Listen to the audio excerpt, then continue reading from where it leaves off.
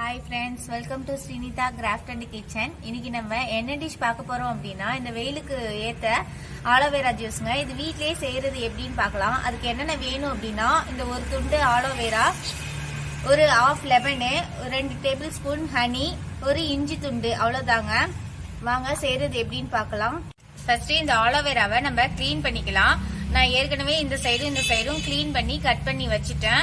So நடுவுல மட்டும் ஒரு சைடு மட்டும் இந்த தோலை எடுத்தா போதும்.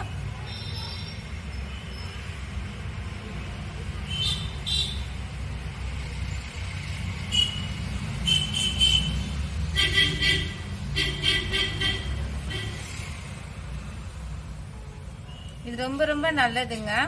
நீங்களும் வீட்ல ட்ரை பண்ணி பார்க்கலாம்.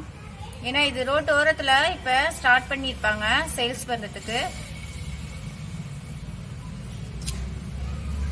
இது காலையில வெறும் வயிற்றுல தாங்க குடிக்கணும். பாத்தீங்கன்னா நான் 1 சைடு தான் கட் பண்ணிருக்கேன். இது சின்ன சின்னதா இப்படி கட் பண்ணிக்கோங்க.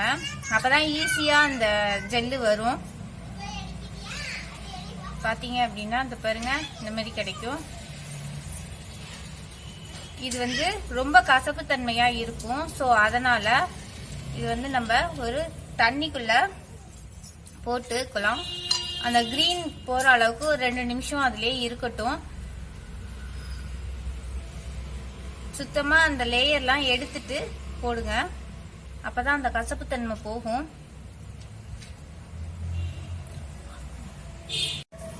பாருங்க, 10 நிமிஷத்துக்கு மேல நம்ம ஊற வச்சு எடுத்தாச்சு. அந்த கசப்பு தன்மை எல்லாம் போயிருக்கும். இப்ப நம்ம அதை அப்படியே டைரக்டா ஜார்ல போட்டு ஒரு ஓட்டி எடுத்துடலாம். கூடவே அந்த இஞ்சி துண்டு வச்சிருக்கோம் இல்லையா, அதையும் நம்ம சின்னதா பொடியா கட் பண்ணி அதுலயே நம்ம ஆட் பண்ணி ஜார்ல போட்டு எடுத்துடலாங்க. கூடவே ஒரு 1/2 டம்ளர் தண்ணி சேர்த்துக்கோங்க. பாருங்க, இது நல்லா அரைச்சாச்சு. இது நீங்க வேணும்னா வடிகட்டிக்கலாங்க. பத்தாததுக்கு கூடவே இந்த டிஷ்ஷுக்கு தேவையான உப்பையும் அதுல ஆட் பண்ணிடுங்க. எடுத்து வச்சிருக்க அந்த லெமன், ஆஃப் லெமனையும் இதுல கொஞ்சமா புளிஞ்சு விட்டுக்கோங்க. ஆப்ஷன் தான் லெமனும்.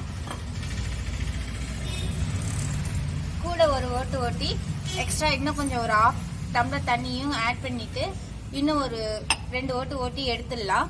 நம்மளோட ஆலோவேரா ஜூஸ் ரெடி ஆயிடுச்சுங்க. இதோட வேணும்னா நீங்க ஹனி கூட சேர்த்துக்கலாம். நல்லா மிக்ஸ் பண்ணிக்கோங்க. இதை வெறும் ஸ்டமக்ல தாங்க சாப்பிடணும். அப்பதான் இதோட பலன் ஃபுல்லா நமக்கு கிடைக்கும். இது கூட நீங்க மோர் கூட கலந்து ஆட் பண்ணி குடிக்கலாம். வீட்ல நீங்களும் ட்ரை பண்ணி பாருங்க.